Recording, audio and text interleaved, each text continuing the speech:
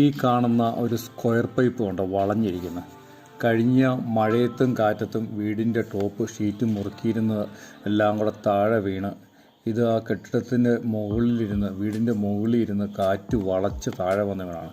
ഷീറ്റെല്ലാം പറഞ്ഞു പോയി. ആ സ്ക്വയർ പൈപ്പ് മാത്രമാണ് മിച്ചം. അപ്പോൾ അതിൻ്റെ നല്ലൊരു വളവാണ് നമ്മൾ കാണിച്ചു തന്ന പോലെ.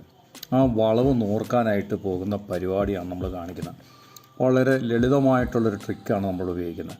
ഇത് നമ്മളൊരു അവിടെ നിന്നൊരു കൊക്കോടെ കവരയുള്ളൊരു കൊക്കോടെ ചുവട്ടിൽ കവരയുള്ള കൊക്കോടെ ആ കവരയ്ക്കകത്തേക്ക് ആ വളഞ്ഞ ഭാഗം കൊണ്ട് വെച്ചതിന് ശേഷം വലിച്ച് നൂർക്കുകയാണ് ചെയ്യുന്നത്.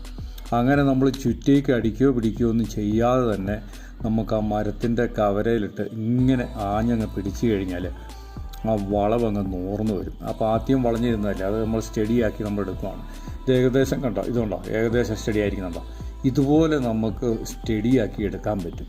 അപ്പോൾ വളരെ സിമ്പിളായിട്ടുള്ള രീതിക്ക് നമ്മളുണ്ടോ റെഡിയാക്കി എടുത്തിരിക്കുന്നത്.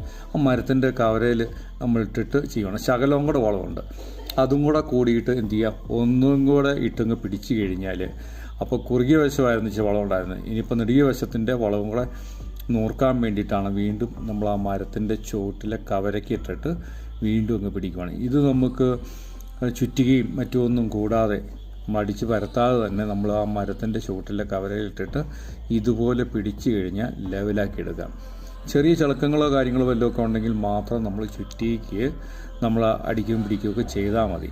അല്ലെങ്കിൽ നമുക്ക് ഇതുപോലെ ഒരു മരം ഉണ്ടെന്നുണ്ടെന്നുണ്ടെങ്കിൽ ആ മരത്തിൻ്റെ കവിളിലിട്ടിട്ട് നമുക്ക് ഈ വലിയ ഈ സ്ക്വയർ പൈപ്പ് ഇതുപോലെ നൂർത്തിയെടുക്കാം. എങ്ങനെയുണ്ട് ഐഡിയ?